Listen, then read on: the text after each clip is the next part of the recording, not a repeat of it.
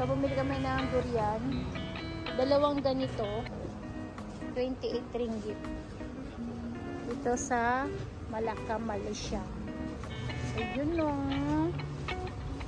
Oh. So, yan lang yung naman. Siyempre, meron pa. Oh, ayan. So, meron pa rin. May laman pa. Sa kabila. So, tinitimbang nila. Ilang kilo yon Tito Wet? Isa't kalahati, 28 ringgit.